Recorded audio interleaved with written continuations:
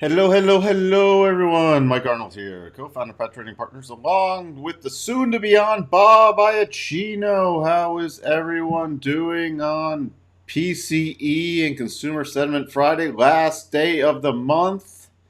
So it should be an interesting, fun day. Good morning, Davey. Good morning, Jacob. Good morning, Patrick. Good morning to all the people hiding in the background. I see you.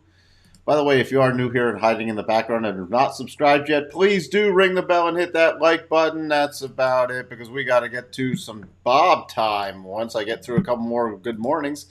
Good morning, Eric. Good morning, Options 22. Good morning, Sterling. All right. Hey, Coco's to the moon. Coco's to the moon, but you're still short Mike and Bob, Coco. So that's okay. And here he is. Hold on, wait. We got Andrew. Good morning, Andrew. Thank you for being here. All right, and hiding. Ken C was hiding, and he did subscribe. Welcome, welcome, welcome. Thank you for being here. Let's hear what Bob has to say. We had the PCE numbers out about 35 minutes ago, so I know Bob has some thoughts on that, and I have not spoken to him, so I don't know what he's going to say. An introduction, Mike. I don't know if you guys are getting like jittery sound. It might be just on my end. Hopefully, you guys can hear me. Um, when we talked about yesterday what the Fed did and what the reaction has been, I said that basically the Fed can't be happy with the way that stocks are reacting because basically it's undoing the tightening. And we're rallying again today. Earnings are kind of trumping inflation fears, but we got these PCE figures. And I think if the Fed had their way, they'd be unchanged, down a tenth. Mathematically, I don't think that they thought it was possible that would happen. But their preferred measure is 2 clicks away from a 7 handle. So again, now if you take this particular number and you cut it in half, okay, it's 3.4. It's 1.4% away from their target. This is a horrible number for the Fed, and Raphael Bostic basically confirmed what I've been saying. Raphael Bostic had a speech early this morning, and he basically said the Fed is going to have to do more with interest rates.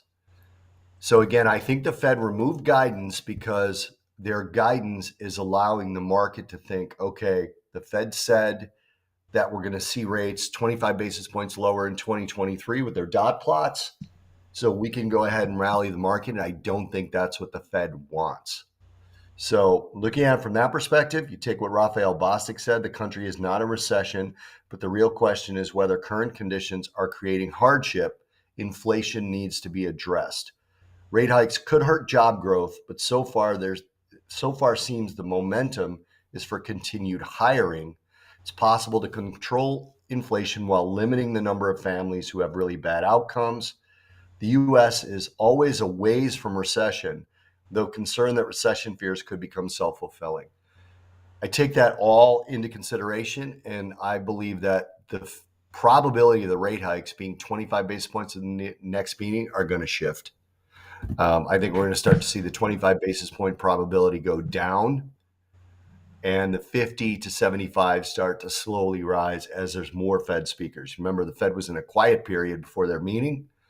And I think one of the things this PCE does is confirm that so far, none of the slowdown in data has affected inflation. And that's because service inflation is sticky. Wage inflation is sticky. You look at the wage Yeah, index, the ECI, that's both what I was higher, gonna say. That employment both cost, higher. wages quarter over quarter, that is a Yeah. hot number. So it's funny because a lot of these things, like you see that Daily FX here puts that as a low importance piece of data, but the importance of data shifts. Okay, the importance of data absolutely shifts. So this is starting to move into the medium to high classification as you see people looking at the wages and saying, are they continuing to rise? Remember, wages aren't falling back if the number comes out unchanged. It has to be negative. Employment cost index has to go negative for something to change. So, yeah, that's it. That's my take. I think the Fed is going to start to be more aggressive, and we're going to hear about it through the speeches, but not in the guidance. And we do have Jackson Hole coming up. Yeah, that'll be interesting. That will be really Uh, interesting. what's the date on that? It's August. Is it August? It's in Jackson Hole? August. I don't have the exact date in front of me, but it's in. I mean, you can let us know, but we have Jackson Hole because that's a biggie, Yeah. especially this year. With so, good morning, Josh. Let me get through. Hey, Sterling, great time for corporate tax hikes and more government spending. Good morning, Anissa. Hey, Tom. I don't even need to put up your comments because we already know what they say. Hey, Christoph. Great to hear from both you again. Much appreciated. Just dollar Japanese yen will bounce. How'd the wages go up and the benefits go down? Is that a percentage of the total pay? No, I mean, the headline number went up. Benefits can go down simply because less benefits are offered as healthcare costs go up. So that just goes to show you how much the wages are actually going up. And that's something corporations do is like maybe they won't offer dental. Maybe they'll lower the coverage of their health benefit plan, but they'll give you more money up front. And that's just a mathematical calculation they make. I can pay this person, an extra $5 an hour and save myself $7 in healthcare costs and still get the same person. So that's one of the things that like has never gone down, as Tom says, is healthcare costs have never gone down and they continue to go up and those don't go down. And that's the funny part about it. When I broke down the last CPI number, you look at the live stream, it's either, I think it was on the day of the CPI or the day after. I talked about how one of the problems I had with this particular number is how high some of the things that go into CPI, like healthcare costs, how high they were and how much they affected the headline CPI and how those things don't go down. Thanks for that, options. Good morning, Lauren. Good morning, Connor. Thank you. Options just put up. Thank you again for everybody who contributes and put stuff in the chat.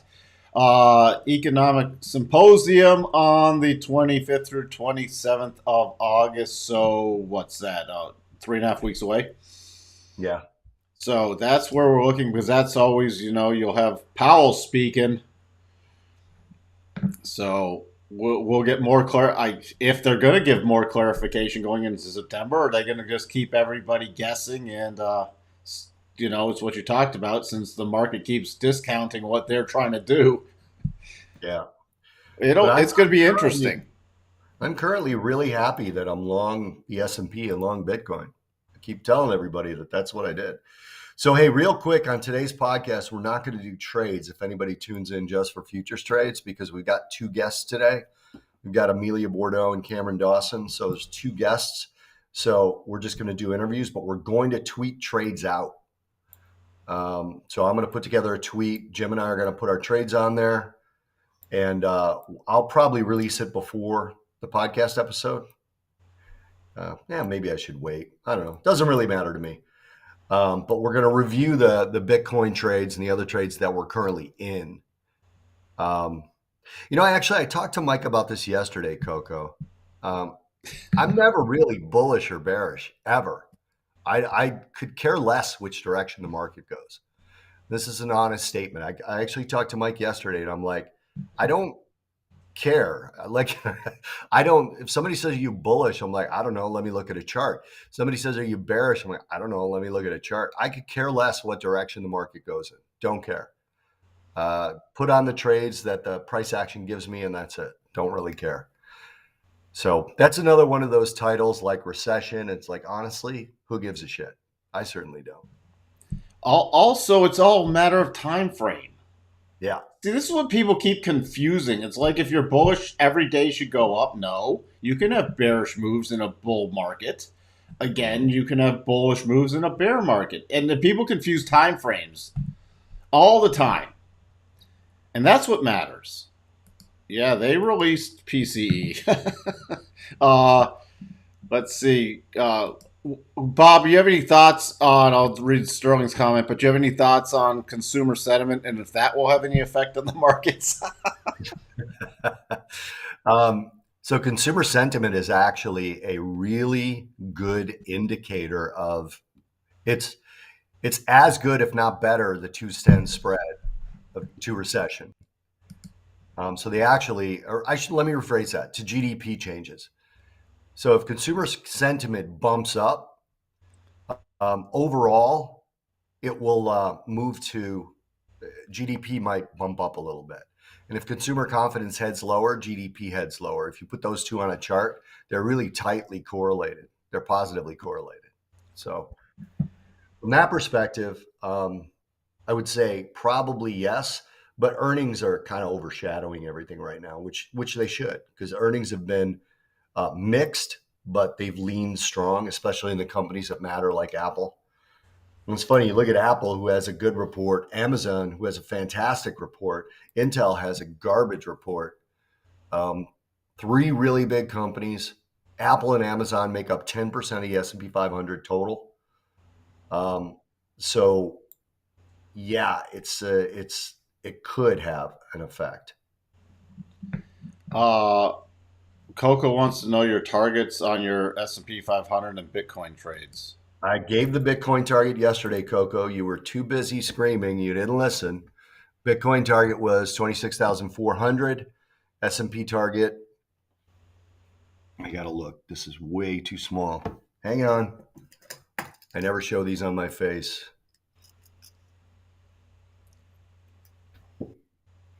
4150 on the S&P. 4150 on the S&P. There you go. Yep. So there are Bob's targets. Oddly Bob, enough, so even that is after the end of the clear path move on the daily chart. Again, what the charts tell me. Now, I could lower it, but if I lowered it, I mean, I could have lowered it, but that means we already reached the target with today's move. Because I could have lowered it to the lows of the congestion move at the beginning of the clear path. You the know what I'm talking breakdown about. level that we talk about. Yeah, the breakdown level. So, but I thought that given how much we've been down, how many days equities have actually been down, Tom, given that, I thought there was probably a little pent up breakout, and I decided to go to the end of the clear path move. Yep. There's a reason for the targets. It's not just pull it out your butt. Yeah. So options says, are you still short after, or are you still, what did he say there? Are you still short-term bullish still today? Well, I mean, if you want to say because I'm in a long trade and we haven't reached my target yet, that means I'm bullish. Sure. I'm in my target. I've adjusted my stop. My stop has been moved up as the S&P has gone up. So I guess yes. I'm not going to get out of my trade till either my trailing stop is hit or my target is hit. So yes, if that's what bullish means. Your target is so close. Well, what was your entry point, Bob? My entry point was about 39.16. So the entry point was down here. Yeah. So the target now is close, but it wasn't close then. And remember, time frames matter. Again, if you like, all right, Tom's target is 540. What's your time frame and what's your stop? Because I want see Tom. You always put in these targets. What are your stops? Because that's what I want to know. Because you could say my stop is 0 and my target's 540. Well, Yeah. look. I can have a eventual S&P target of 1,000, and with a stop of 0, it might take 15 years to get there. But this is what matters. Yep. Again, I can put out a call. I'm putting out a call now. S&P 1,000. Stop of 0. There we go. SPY, by the way. That's the SPY. You know what? All right, let's take a look at that. SPY. I'm putting out my call right now, my long-term call. We're trading 406. So I'm going with 1,000 with a stop at 0. The risk to reward is better than 1-to-1. I'm going 1,100 with a target of 0. Okay, so there we go. We are long-term bulls. And I guarantee my stop won't get hit if the markets are still trading. Hey. Coco, feel free to start buying when my target is hit. You will have missed the move, as you said yesterday, but whatever. I Hold don't care. on. Your stop is 400 on the SPY with a target of 540? Okay. Well, you have a good reward to risk ratio. Bet it all.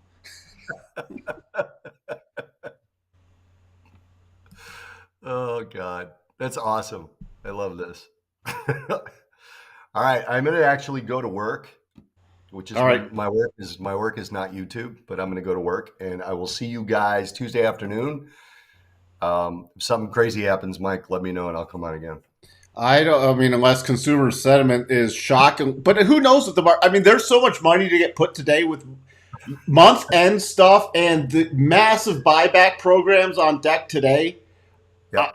I think there'll be some end of day profit taking based off this weekly move. But so far, there's so much money to go into rebalancing fund flows, pension fund allocations, and stock buyback programs that there is a floor under the market at least through month end, possibly still hanging over into Monday.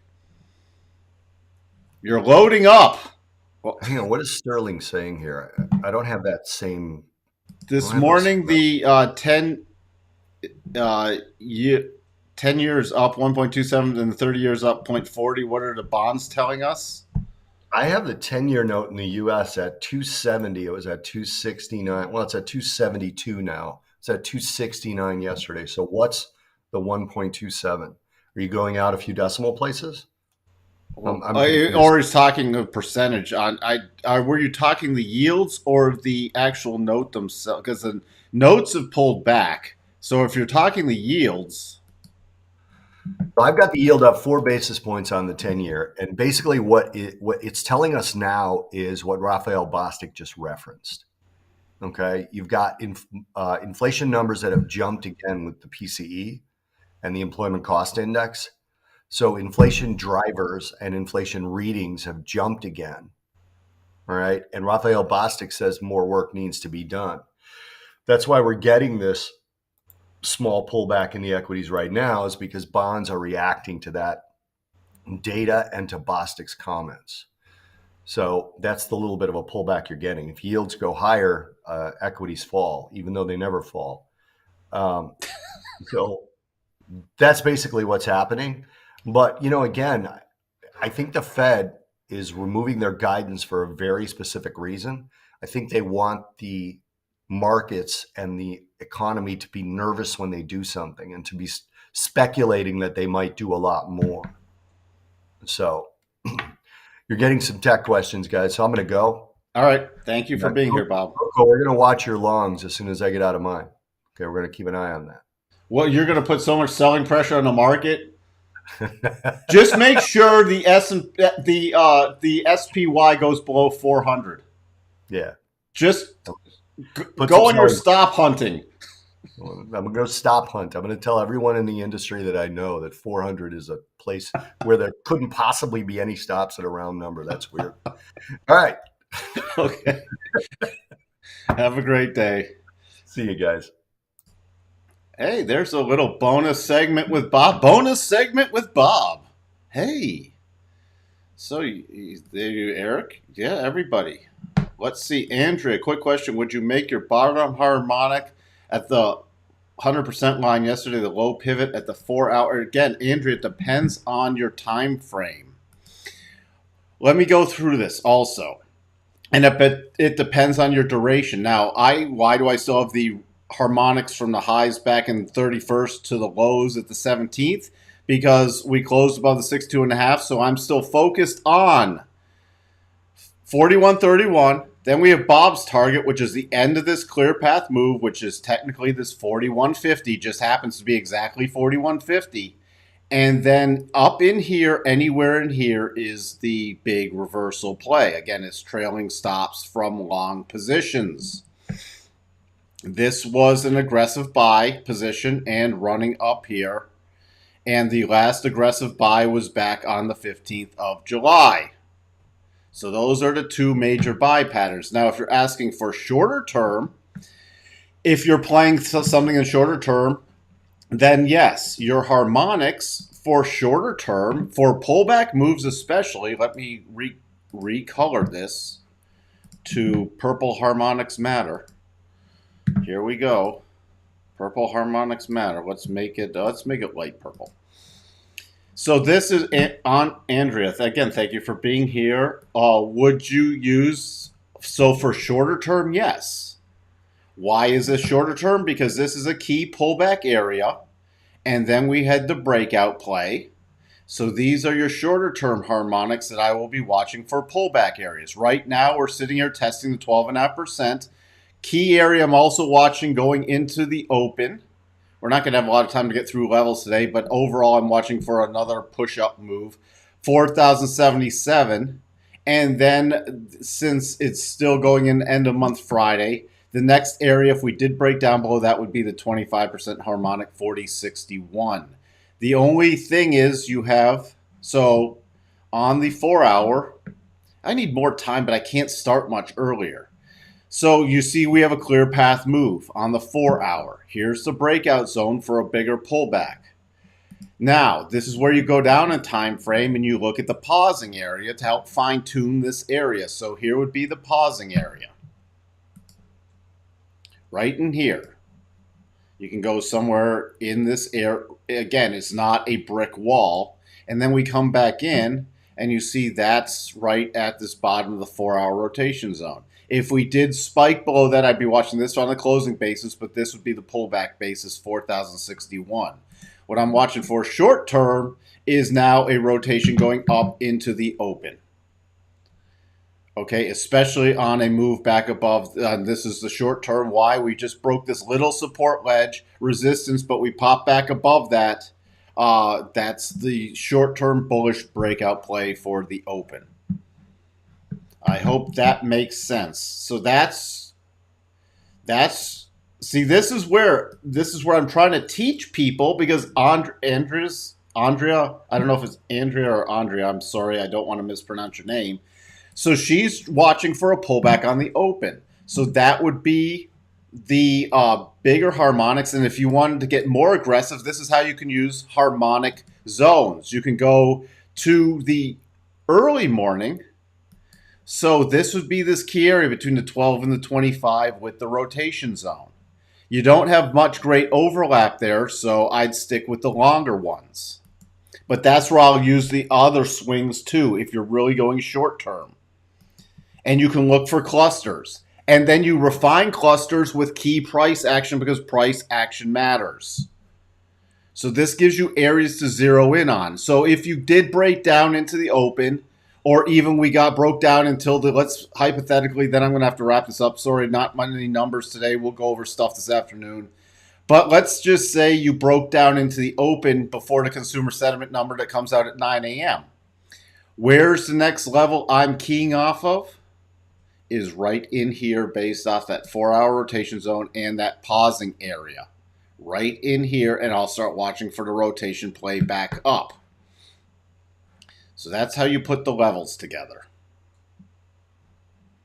Let's just peek in. Bonds triggered this little shorter term. It's really sloppy double, so I'm watching for more of a pause in, notes today. Crude, just getting through a couple things. Crude, now we're hitting, we're softening the rotation zone, but it's starting above about 180. I need a move. Let's just jump to a couple stocks. Tesla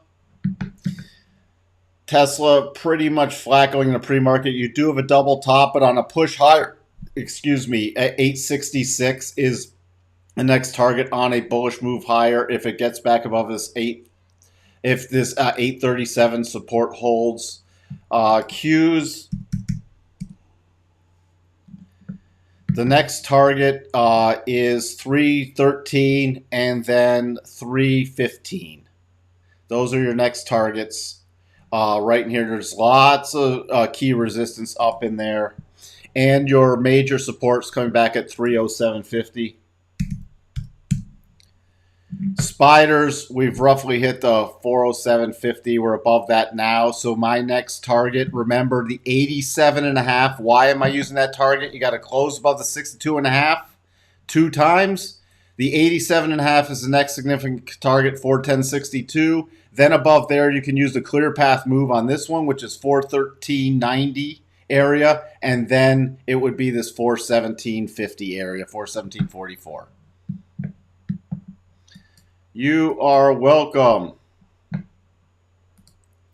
There you go, Patrick. Glad I could teach you something. You are welcome, Options 22. You are welcome, Eric. I'll have to take a look at AMD. I got to get prepped for the open.